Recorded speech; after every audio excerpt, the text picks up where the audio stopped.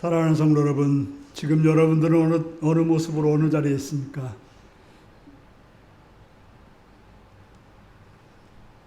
진리의 성령께서 여러분들에게 하나님께 가까이 나와서 온전히 예배드리라고 하십니다. 순전한 마음으로 예배 자리로 나올 수 있기 바랍니다. 다 같이 묵상 기도 드리시겠습니다.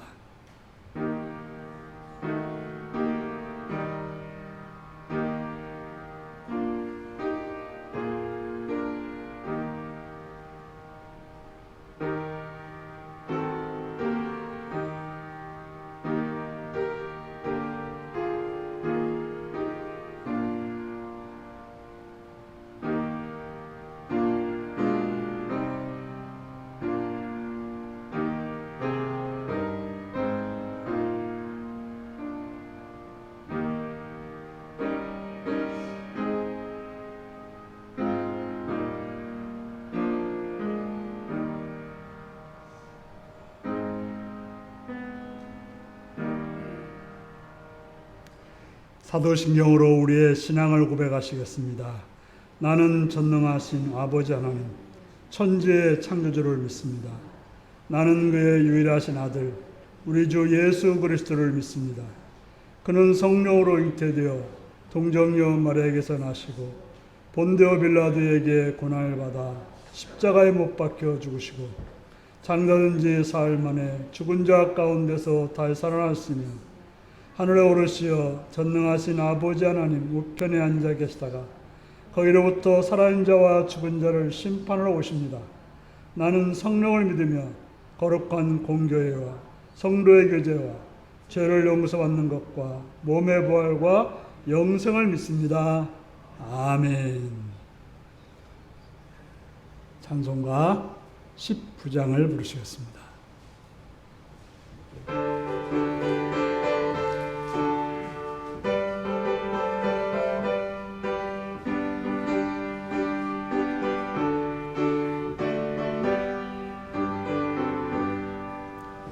찬송하는 소리 있어 사람 기뻐하도다.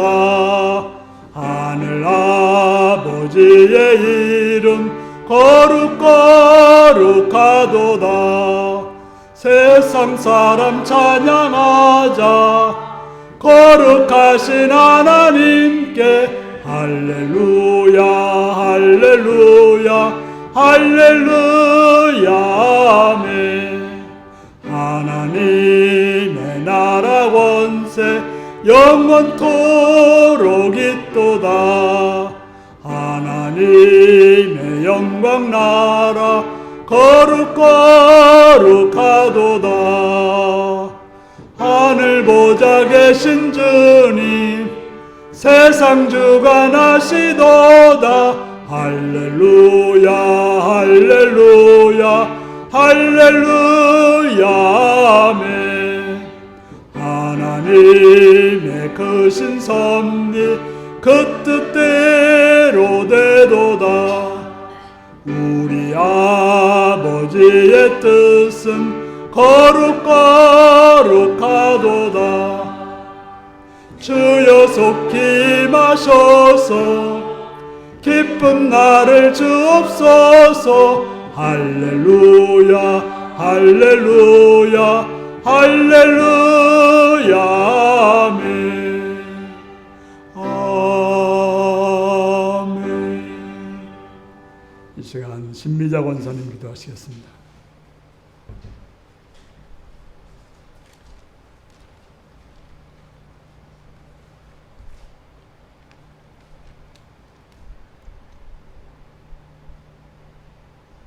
우리의 길이 되시고 생명이 되신 여호와 하나님 아버지 은혜를 감사와 찬양으로 영광 돌리옵나이다. 독생자 예수 그리스도를 보내주셔서 그의 아무 핏값도 없이 아무 공로 없이 우리를 사랑하시고 우리의 모든 죄를 용서해 주신 그 크신 은혜에 감사와 찬양을 드립니다. 영원히 죽을 수밖에 없는 저희들을 하나님 특별히 자녀 삼아 주심을 감사를 드립니다. 날마다 우리의 생명을 지켜주시고 건강 주심을 감사를 드립니다. 우리의 삶이 날마다 하나님과 함께 동행하며 아름다운 삶으로 살아갈 수 있도록 도와주시며 우리의 삶을 통해서 하나님께는 영광이요 많은 사람들에게는 기쁨을 줄 수 있는 하나님의 귀한 백성들 다 되기를 원하고 간구합니다. 특별히 하나님, 오늘도 온 세계의 온 각처에서 하나님 예배당을 통해서 하나님 앞에 예배드리는 무리들 가운데 함께 하시고 교회들마다 하나님의 성령 하나님이 함께 하시고 임재하셔서 하나님의 말씀에 살아 역사하시는 귀한 놀라우신 은혜도 허락하여 주시기를 원하고 간구합니다. 사랑의 아버지 하나님, 이 나라와 민족을 하나님께서 불쌍히 여기시고 긍휼히 여겨 주시옵소서. 너무나도 수선하고 복잡한 가운데 있습니다. 저희들 두려움과 떨리는 가운데도 있음을 하나님 아시지요. 그러나 모든 것은 주님 손안에 있다고 하셨사오니 우리 하나님께서 모든 것을 함께 하시고 하나님께서 하루속히 회복시켜 주시기를 원하고 간구합니다. 온 세계가 정말로 불안과 떨림으로 인하여 전쟁으로 인하여 모아놓은 백성들을 죽어가는 가운데 있사오니 이 전쟁도 속히 끝날 수 있도록 도와주시고 화합할 수 있는 그날이 속히 오기를 원하고 간구합니다. 저 북한에도 하나님 안전함을 허락하여 주셔서 어리석고 미련한 그 악한 마음 속에 성령의 마음으로 하나님 함께 하시고 우리가 하루속히 하나가 될 수 있는 그날이 속히 오기를 하나님 앞에 간절히 소망하며 간구하옵나이다. 선교지를 위해서 기도합니다. 선교지마다 하나님의 귀한 말씀을 전할 때마다 하나님의 놀라우신 은혜와 역사가 일어나게 하시며 선교 사역을 잘 감당할 수 있는 하나님의 귀한 종들에게도 크신 은혜와 하나님의 은혜가 넘치게 하여 주시옵소서. 그들의 발길을 통해서 마음을 통해서 입술을 통해서 하나님의 말씀이 선포될 때마다 하나님의 나라가 확장되게 하시며 지경이 넓혀질 수 있는 놀라우신 은혜도 허락하여 주시기를 원하고 간구합니다. 오늘도 우리 율육교를 사랑하신 아버지 하나님, 시간마다 하나님의 말씀이 선포되게 하심을 감사를 드립니다. 그 말씀이 살아 역사하게 하시며 우리 율육교회를 통해서 많은 사람들 주하는 영혼들을 살려낼 수 있는 놀라우신 은혜도 허락하여 주시기를 원하고 간구합니다.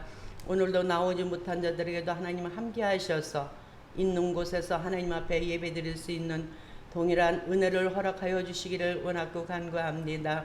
말씀을 준비하여 증거하시는 목사님께 능력과 권능으로 함께 하시고 성령 하나님 말씀해 주시고 가르쳐 주셔서 전하는 이와 듣는 무리들이 함께 은혜 받는 귀한 생명의 말씀이 되기를 원하고 간구합니다.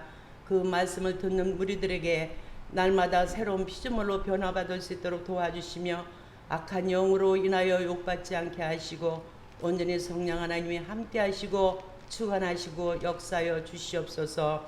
예배 마치는 시간까지 우리 주님 홀로 영광받아 주시옵소서.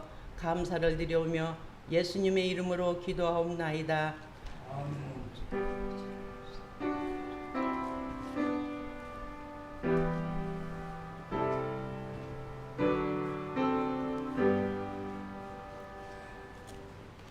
이 시간 우리에게 주신 하나님 말씀은 누가복음 19장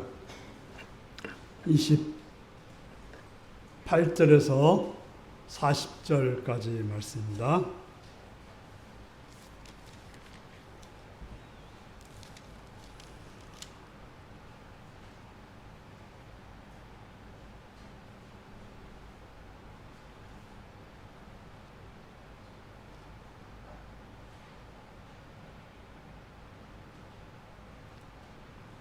누가복음 19장 28절에서 40절입니다. 교독하시겠습니다. 예수께서 이 말씀을 하시고 예루살렘을 향하여 앞서서 가시더라.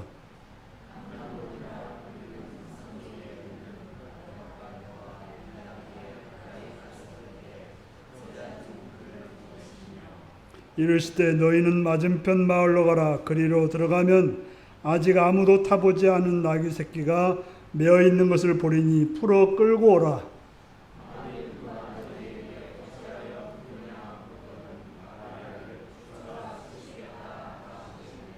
보내심을 받은 자들이 가서 그 말씀하신 대로 만난지라.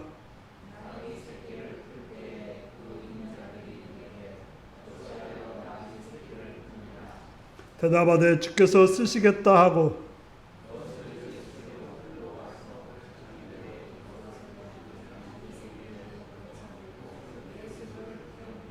갔을 때에 그들이 자기 겉옷을 길에 펴더라.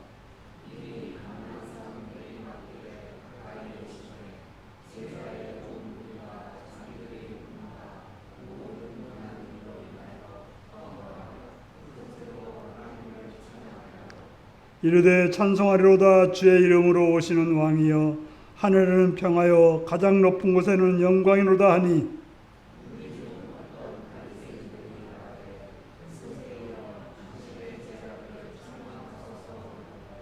같이 읽습니다.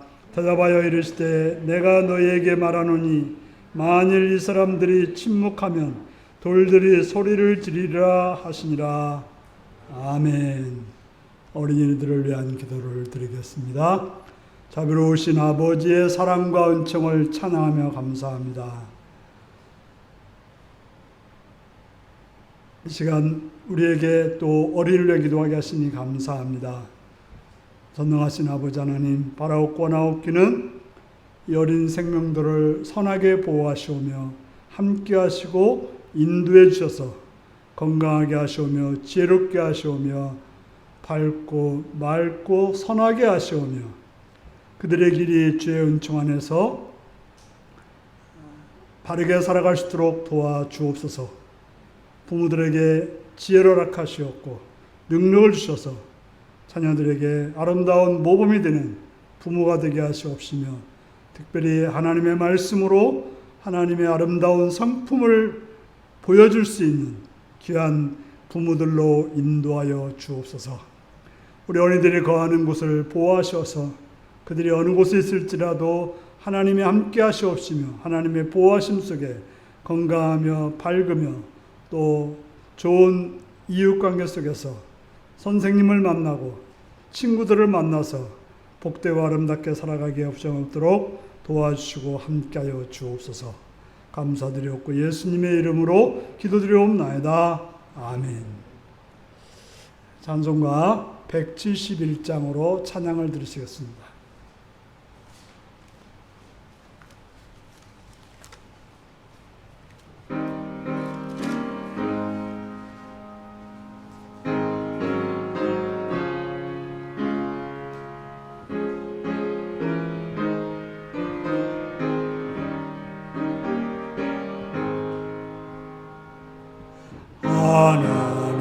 하나님의 독생자 예수 날 위하여 오시었네. 내 모든 죄 사시려고 십자가 지셨으나 다시 사셨네. 살아계신 주 나의 참된 소망 두려움이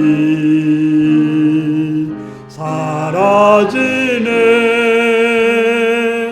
사랑의 주네 갈 길 인도하니 내 모든 삶의 기쁨 늘 충만하네. 주 안에서 거듭나누리 기뻐하며 찬양하리. 가슴 속에 넘치는 확신 우리의 가는 길에 소망 넘치네. 살아계신 주 나의 참된 소망 두려움이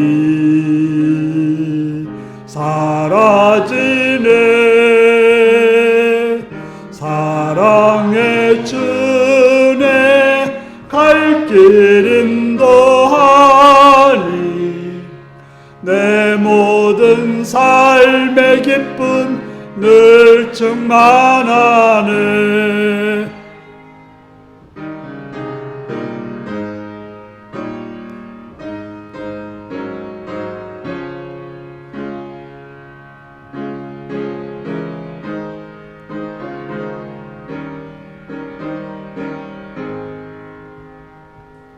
선한 싸움 다 마친 후에 우리 주님 배우리라. 사망 권세 다 물리치고 주님이 다스리니 영광 넘치네. 살아계신 주 나의 참된 소망 두려움이 사라지네. 사랑의 주네 갈 길 인도하니 내 모든 삶의 기쁨 늘 충만하네.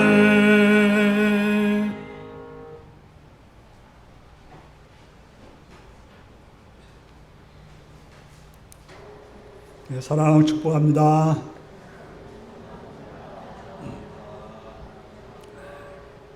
예수님을 사랑하시는 분 아멘 하시기 바랍니다. 아멘. 시간 말씀을 꺼내받기 원하시는 아멘 하시기 바랍니다. 아멘. 오늘은 누가복음 19장 28절에서 40절까지의 말씀을 가지고 새끼 나귀를 타신 예수님이라는 제목으로 말씀을 나누겠습니다. 오늘 말씀 제목이 무엇입니까?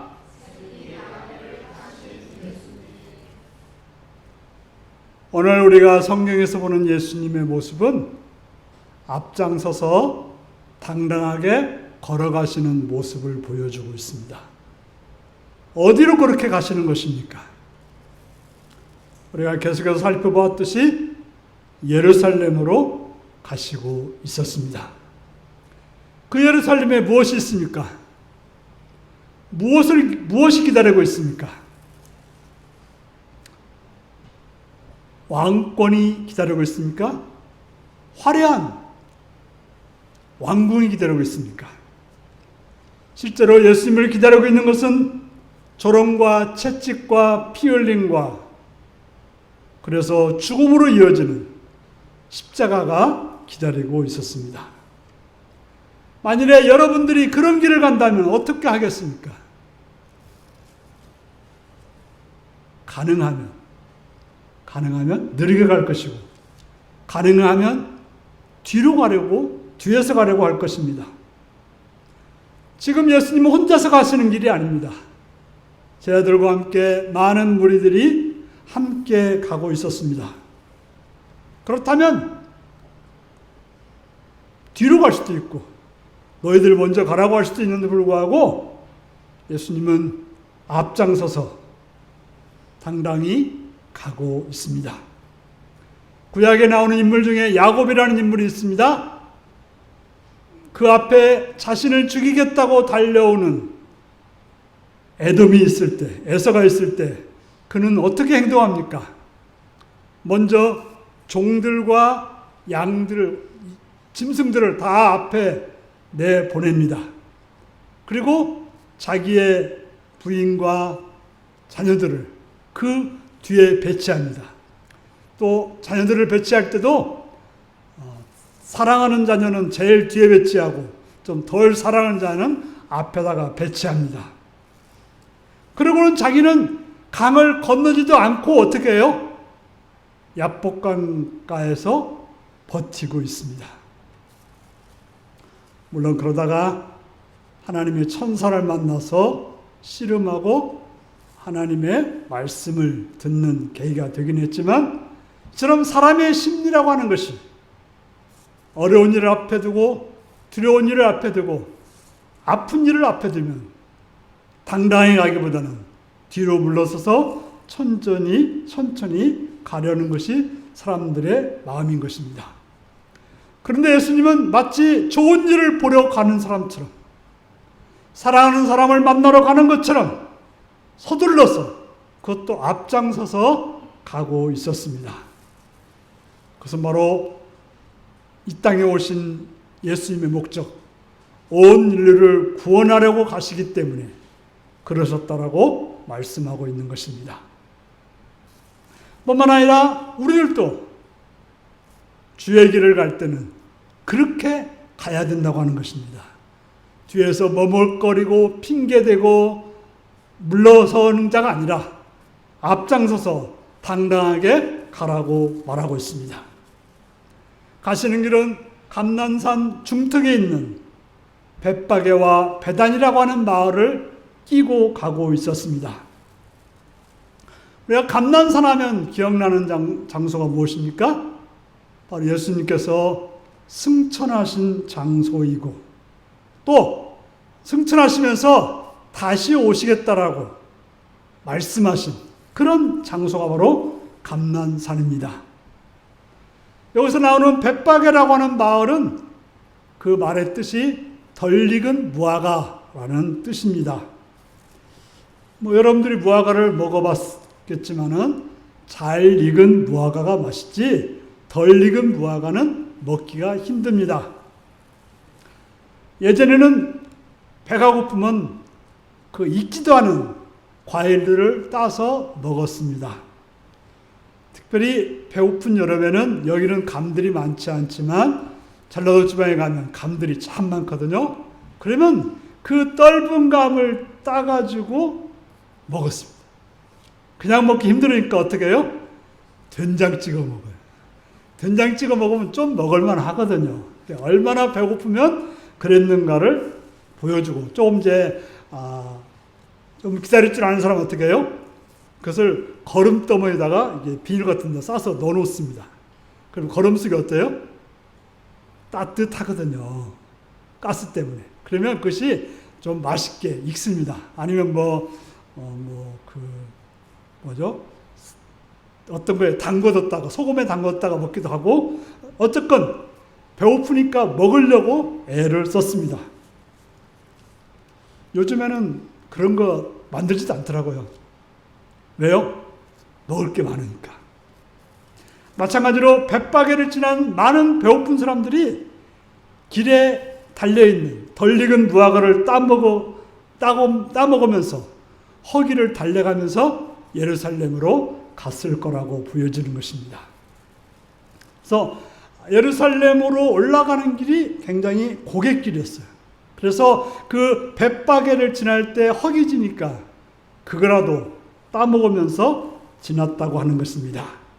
그리고 우리가 보여지는 베단이라는 말은 우리가 복음서에서 보면 슬픔에 찬 마을이었었습니다. 누가 살았습니까? 마르다와 마리아가 살았죠.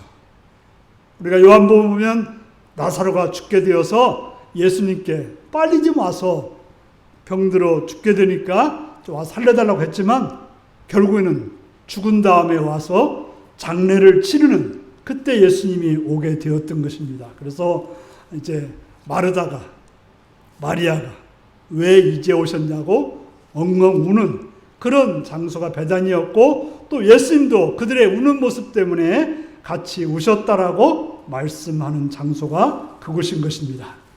하지만 예수님은 나사로를 살려서 슬픔이 기쁨이 되게 하셨고, 그러한 행동은 유대 지도자들로 하여금 격분시키는 그러한 요인이 되기도 했습니다. 바로 베단이나 벳바게는 예루살렘으로 가는 마지막 여행지로 순례자들이 예루살렘으로 들어가기 전에 들렸던 그런 장소인 것입니다. 예수님께서도 그런 순례자들처럼 그렇게 예루살렘을 향하고 있었던 것입니다. 그리고 그렇게 가시면서 예수님은 맹인, 죄인, 세리, 병든 자 등 이런 사람들을 만나면서 이런 동네들을 지나고 있었습니다. 그렇게 지나가던 예수님께서 감난산 중턱에 이르렀을 때 예수님의 제자 두 사람을 불렀습니다. 그리고 지시합니다. 맞은편 마을로 가라고 합니다. 거기 가보면 아무도 타보지 않은 새끼 나귀 한 마리가 매어 있을 거라고 합니다. 그리고는 그것을 풀어오라고 합니다. 처음 이 말을 들은 제 아들의 생각은 어떤 생각이 들었을까요? 황당무계한 이야기 아닙니까? 아니, 남의 집 어린 나귀를 풀어오라는 것입니다. 마치 도둑질 해오라는 것이죠. 하지만 예수님은 도둑질하라고 하는 것이 아니었죠. 이미 다 마련해 놓았다라고 말하고 있습니다. 그래서 주인이 왜 푸냐고 하면 뭐라고요? 주가 쓰시겠다 하라고 말합니다.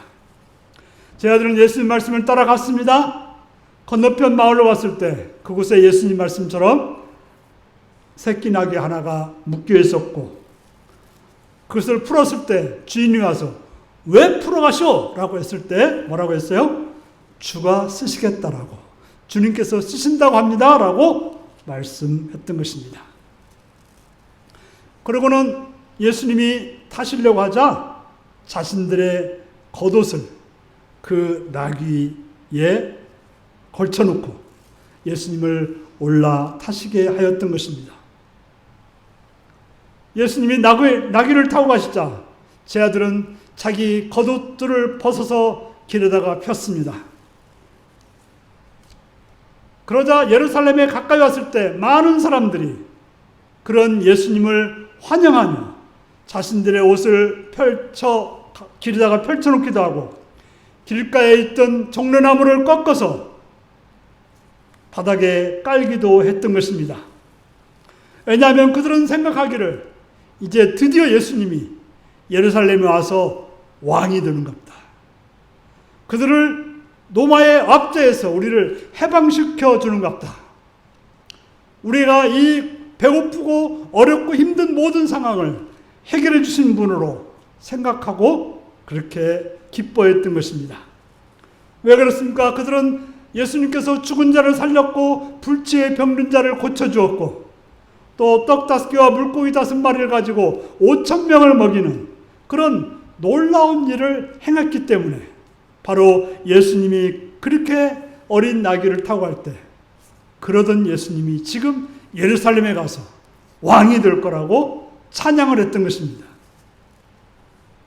그래서 뭐라고 찬양합니까? 복되시다 주의 이름으로 오시는 임금님, 바로 하나님이 보낸 임금님, 메시아시라고 외쳤던 것입니다. 분명히 그 말은 맞는 말씀이지만 그러나 성경이 말하는 진정한 메시아와 그들이 생각하는 메시아는 달랐습니다. 그들은 정치적 메시아, 그들을 해방시켜줄, 그들의 그 고통에서, 아픔에서, 배고픔에서 해방시켜줄 그런 임금을 원했지만 그러나 우리의 메시아는 우리의 영과 혼을 구원하시는 그런 메시아인 것입니다. 그렇게 되면 하늘에는 평화요 가장 높은 곳에는 영광일 거라고 외쳤던 것입니다. 그러나 모든 사람들이 다 예수님의 행렬을 보고 그렇게 외쳤던 것은 아닙니다. 그런 모습에 대해서 못마땅하게 생각하여 예수님의 제자들에게 좀 제발 좀 저 입 좀 다물게 해달라고 예수님께 말했습니다. 왜 그럴까요? 예수님을 임금으로 외치는 것은 잘못되었으니까 저들의 입을 막아달라는 것입니다. 아마도 그들은 이제 예수님이 저렇게 나오면 또 로마에 의해서 핍박이 있을 것이고 핍박이 있으면 폭동이 일어나면 문제가 되니까 아마도 말 못하게 했을지도 모르는 것입니다. 하지만 예수님은 그들의 말을 듣지 않고 도리어 말씀하십니다. 내가 너에게 말한다. 이 사람들이 잠잠하면 돌들이 소리를 지를 것이다. 이 사람들이 말하지 않으면 돌들이 말하게 될 거라고 말씀하셨던 것입니다. 이것이 바로 오늘 본문이 보여주는 이야기입니다. 오늘 이야기에서 우리는 무슨 하나님의 말씀을, 하나님의 뜻을 기억하고 따라야 될까요? 오늘 본문에서 첫 번째로 살펴볼 것은 주님을 따르는 자들의 모습이 나오고 있습니다. 제 아들에게 건너편 마을에 가서, 그것도 모르는 집에 가서 새끼 나귀를 풀어오라고 합니다. 이거 너무 황당한 요구가 아닐까요? 어떻게 선생님이 이런 일을 시킬 수 있습니까? 제자들로서는 예수님, 이런 황당한 요구를 우리한테 시키는 것은 너무 잘못 아닙니까? 라고 따질 수 있었지만, 그러나 그대로 순종하는 모습을 보여주고 있습니다. 우리는 말합니다. 내가 이해가 되어야 할 수 있다고 말합니다. 이치에 맞아야 행동할 수 있다고 말합니다. 그러나 오늘 제 아들의 모습은 그렇지 않았습니다. 그들은 예수님의 말씀을 듣고 행했습니다. 왜 그랬을까요? 바로 그들이 주님을 믿고 있었기 때문에 주님이 말씀하시니 순종했던 것입니다. 물론 자신의 생각을 말하긴 했지만 어떻게 남의 나귀를 풀어 데리고 올 수 있냐고, 말도 안 되는 일을 하라고 하느냐고 무언의 항의를 했지만 주님은 걱정하지 말라고 하십니다. 주인님께서 왜 푸냐고 묻거든 주께서 쓰시겠다라고 말하라고 했던 것입니다. 이건 더 황당한 일이 아닐까요? 물론 자신들은 주님을 믿고 주님을 알고 있으니까 그저 가라고 하면 가고 오라고 하면 올 수 있겠지만, 그 나귀의 주인은 어떻게 주님을 알아서 주께서 쓰시겠다고 하면 내줄 수 있겠냐고 생각이 드는 것입니다. 물론 우리가 이제 여기 성경에 나와 있지 않지만 그 주인도 예수님을 알았을 수도 있겠죠. 그래서 예수님이 쓰신다고 하면 내어줄 수 있는 그런 사람이었기 때문에 그랬을지도 모르는 것이죠. 우리가 알다시피 예수님의 제자들만이 예수님만을 따른 것이 아니라 아리마대 요셉이라든지 니고데모라든지 이런 사람들도 예수님을 따랐기 때문에 아마도 그 마을에도 예수님을 따랐던 사람이 있을 수도 있는 것입니다. 그래서 주님께서 말씀하시니까, 주께서 쓰시겠다고 하니까 그냥 내어 주었던 것입니다. 바로 예수님에 관한 믿음 때문에 주님이 쓰신다고 하면 내어준다고 믿었기 때문에 그렇게 할 수가 있었던 것입니다. 나귀 새끼라 해도 그 집에서는 귀한 것이었을 것입니다. 물론 부잣집에서는 나귀 새끼 한 마리가 안 귀할 수도 있겠지만, 그러나 예수님이 상대했던 사람들은 부잣집 사람들하고 상대하지 않았어요. 왜냐하면 부잣집 사람들은 예수님을 믿지 않았고 또 따르지 않았고 무시했기 때문에 그렇습니다. 볼품없는 나귀라 해도, 우리가 나귀하면 굉장히 볼품이 없어요. 더럽기도 하고요, 냄새도 나고요. 우리가 말과는 아주 차이가 나는 것이 나귀입니다. 그런데 나귀는 잘하면 그래도 사람을 태우기도 하고 짐도 싣기도 하고 농사일을 도울 수 있는 귀중한 자산입니다. 그런 나귀를 그냥 내어준다고 하는 것은 믿음이 아니고서는 가능하지 않습니다. 무슨 믿음일까요? 예수님에 대한 믿음입니다. 주께서 말씀하시면 무엇이라도 내어줄 수 있는 믿음입니다. 주께서 말씀하시면 무엇이라도 할 수 있는 믿음입니다. 여러분들에게 그런 믿음이 있으십니까? 지금 예수님이 여러분에게 말씀하시면 순종하시겠습니까? 지금 예수님이 쓰시겠다고 하면 여러분들의 귀중한 것들을 내어줄 수 있습니까? 정말 그러십니까? 종종 그래요. 예수님이 내 앞에서 말씀하시면 나는 그럴 거야 라고 하지만 예수님은 이미 우리에게 말씀하셨습니다. 성경을 통해서, 또 주일 강단을 통해서, 또 여러 말씀을 통해서 말씀하셨습니다. 그래서 그런 말씀을 통해 여러분들은 어떻게 행동하셨습니까? 여러분들은 무엇을 주님께 드리셨습니까? 하지만 그런 풀어온 제자들, 또 그것을 드린 그 주인 때문에 예수님은 그 어린 나귀를 타고 예루살렘으로 입성하셨던 것입니다. 만일에 그러한 순종, 그러한 드림이 없었더라면 예수님은 성경 말씀을 이루는 어린 나귀를 타고 예루살렘에 입성하시는 것을 행할 수가 없었다고 하는 것입니다. 두 번째로 우리가 생각할 것은 왜 예수님은 어린 나귀를 타셨을까요? 왜 예수님은 어린 나귀를 타고 예루살렘으로 입성하셨을까요? 우리가 이제 보통 우리 여자분들이 이제 남편감을 말할 때 백마탄 왕자를 고대하죠.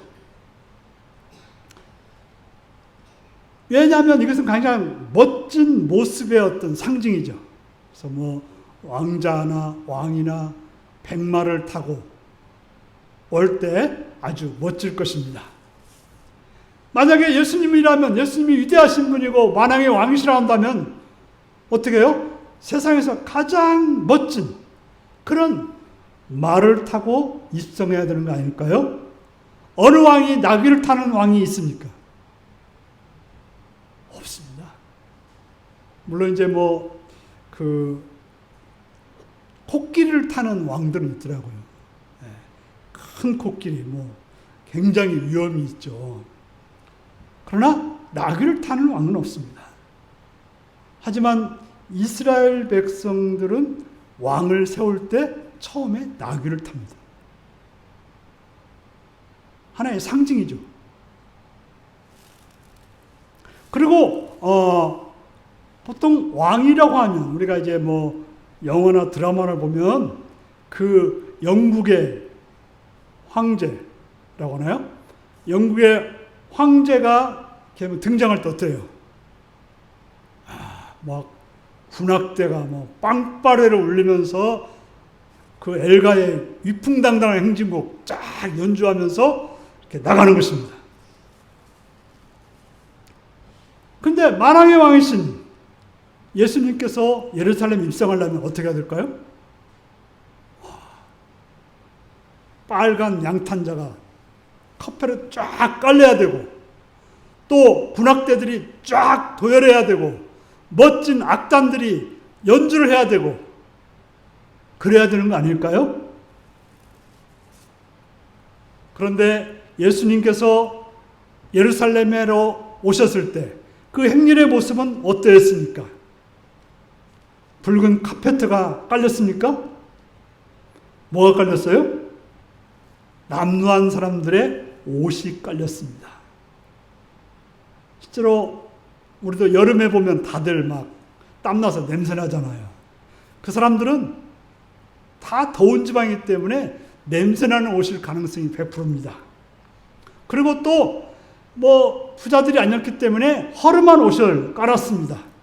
그리고 길거리에 야자수를 깔았습니다. 멋진 제복을 입은 의장대도 없었을 것이고, 웅장하고 화려한 팡파레는 더더욱 없었습니다. 많은 사람들이 따르긴 했지만 참으로 볼품없고 우스꽝스러운 모습이었습니다. 무슨 초라한 연극을 하는, 그저 초등학생들이 무슨 별로 준비되지 않은 연극을 하는 그런 모습이었습니다. 성경은 그러한 사실에 대해서 무엇이라고 말씀하고 있습니까? 스가랴 9장 9절은 말씀하고 있습니다. 시온에 따라 크게 기뻐할지어다.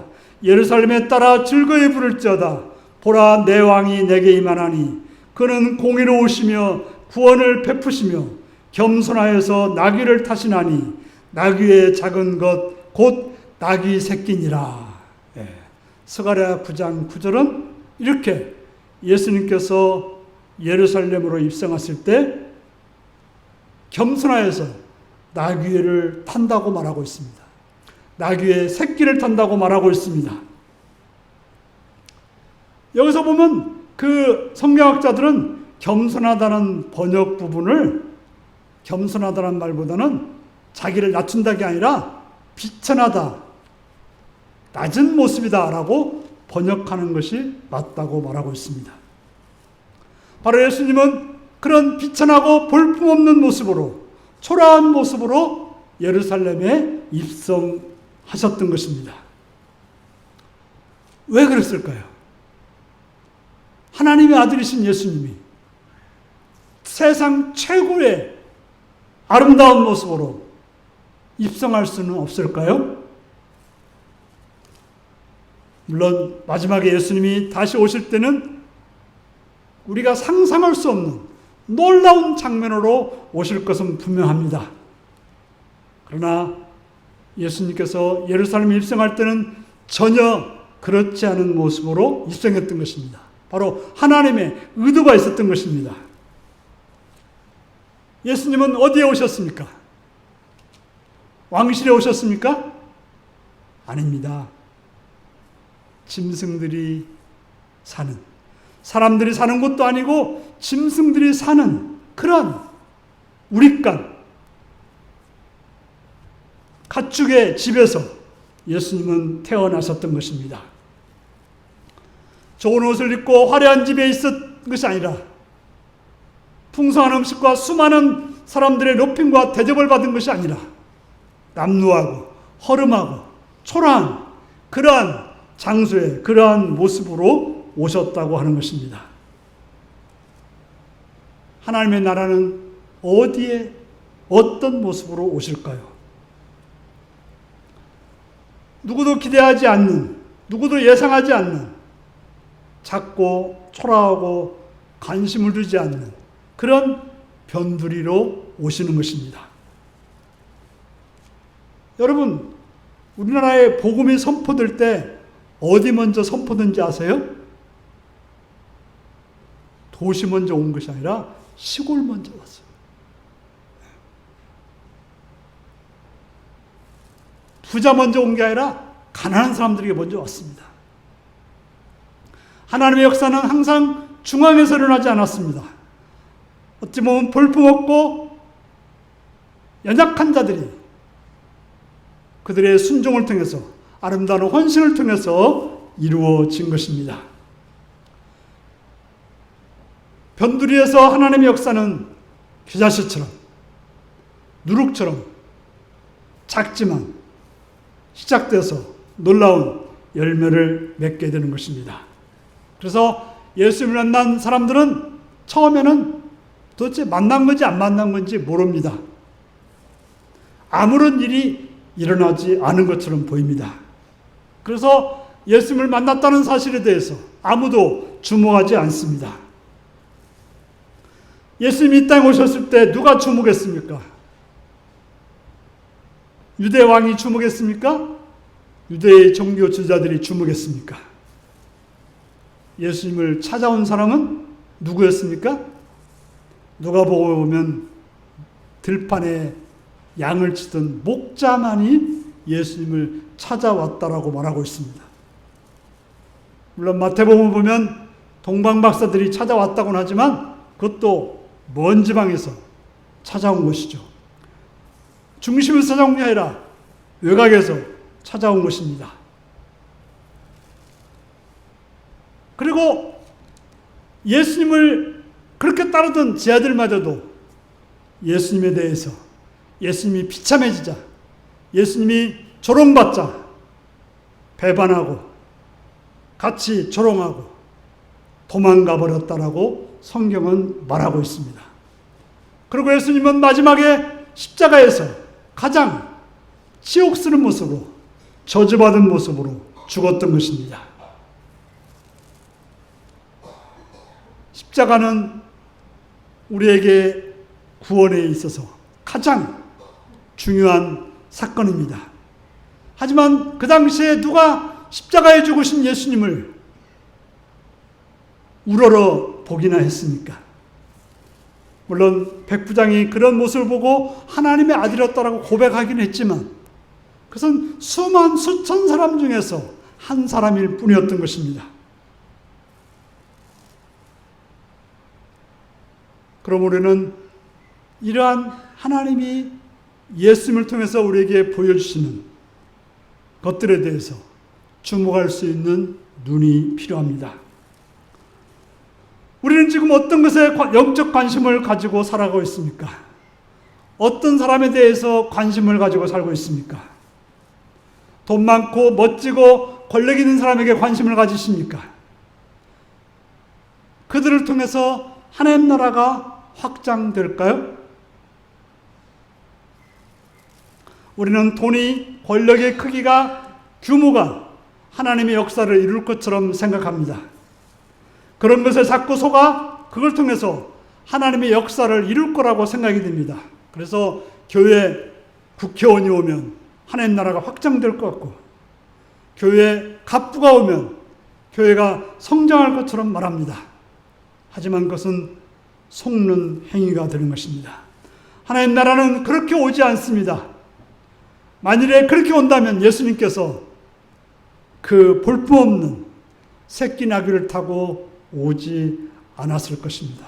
그렇게 초라한 모습으로 오시지는 않았을 것입니다. 사랑하는 성도 여러분, 우리는 예수님을 따르는 사람들입니다. 그것이 맞습니까? 그렇게 예수님을 따르고 있습니까?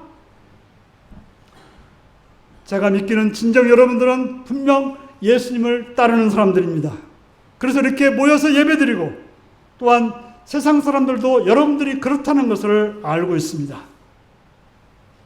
그렇다면 주님께서 쓰시겠다고 했을 때 여러분들의 시간을, 여러분들의 물질을, 여러분들이 가진 것들을 내어드릴 수 있습니까?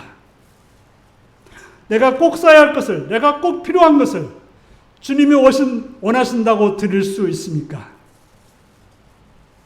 그리고 우리의 관심은 지금 어디에 있습니까?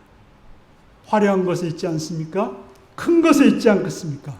강한 것에 있지 않습니까? 그래서 그것을 향해 마음과 눈이 고정되어 있지는 않습니까?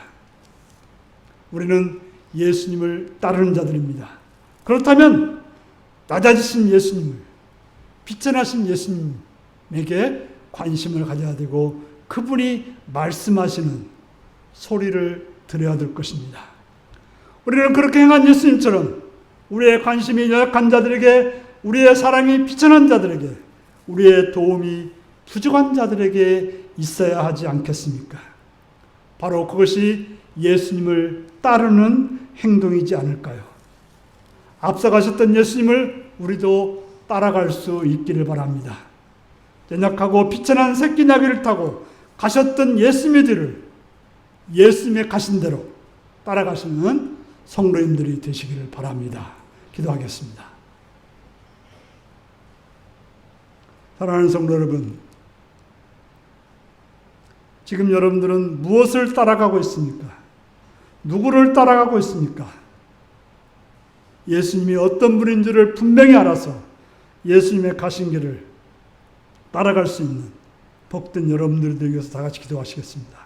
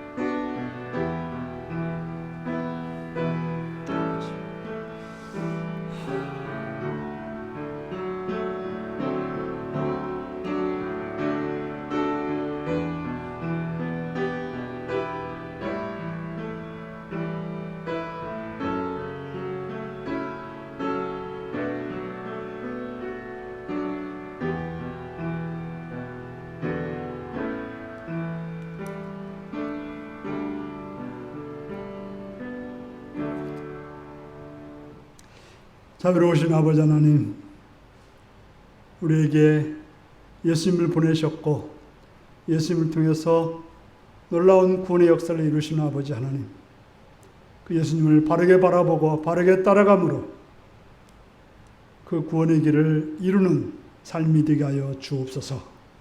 예수님의 이름으로 기도하옵나이다. 아멘.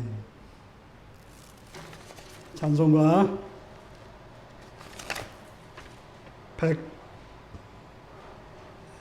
138장을 부르시겠습니다.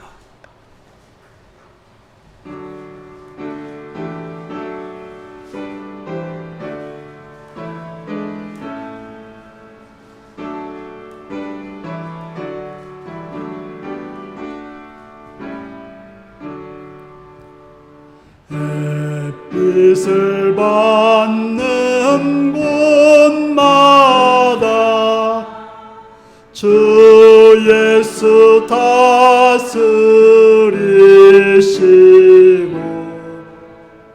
이 세상 끝날 때까지 그 나라 왕성하리라.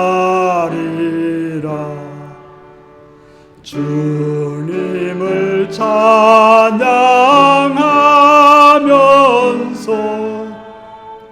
간절히 기도 드리니 그 기도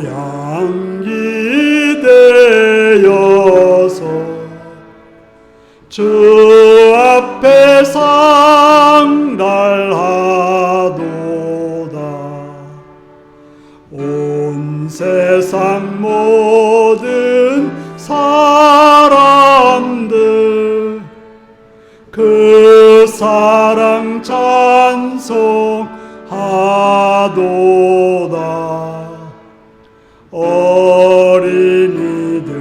어린이들도 기뻐서 구주를 찬송하도다. 주 예수 계신 곳마다 그 은혜 충만하도다. 고나고 지친 사람들 주님의 사랑 받도다. 이 세상 모든 만물아 주 앞에 경배하여라. 저 천군 천사 다 함께 주님을 찬송하여라. 아멘.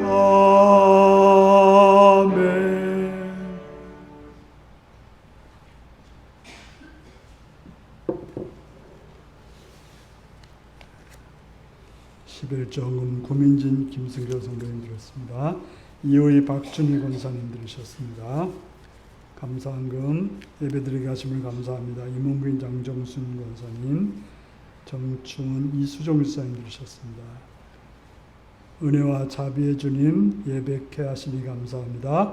주님을 만나고 경험하는 죄 백성들에게 하옵소서. 오정님을 들었습니다. 제갈령계 성령 드렸고요. 강창인 성령 드렸습니다. 최영무 집사님 들으셨습니다. 기도하시겠습니다. 남좋으신 아버지의 사랑을 찬양하며 감사합니다. 시간도 주의 은혜 앞에 나와서 예배드리게 하심을 감사하고 우리 예배를 받아주심을 감사드립니다.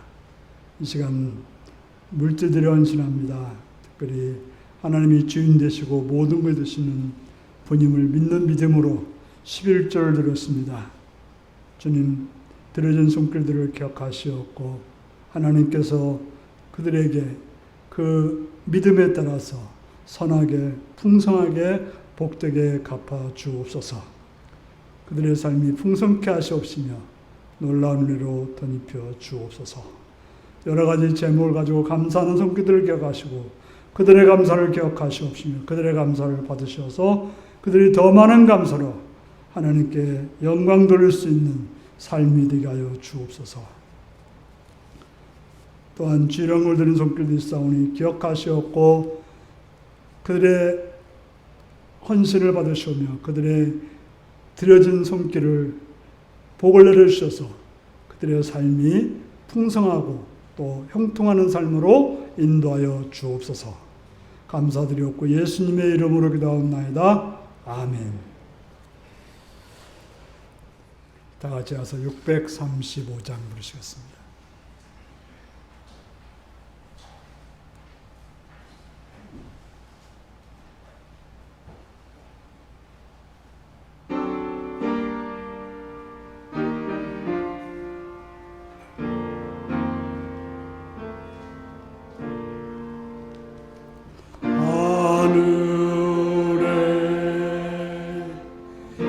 계신 아버지 이름 거룩하사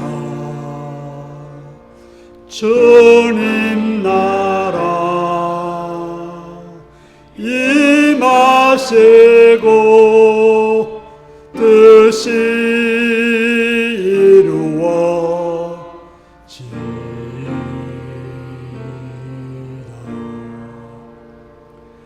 일용할 양식 주시고 우리들의 큰 죄 다 용서하옵시고 또 시험에 들게 마시고 악에서 구원하소서. 대개 주의 주의 권세 주의 영광 영원히 아멘.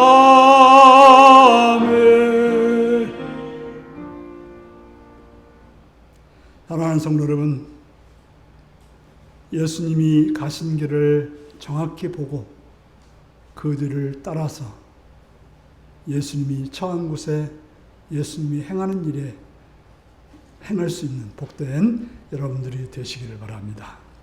지금은 주 예수 그리스도의 은혜와 하나님 아버지의 극진하신 사랑과 성령의 감동하시고 감화하시고 함께하시고 충만하신 역사가 예수님이 가신 길을 따라 그 길을 따르기를 떠난 성도들과 가정과 일터 위에 지금부터 영원토록 함께하옵기를 축원하옵나이다. 아멘.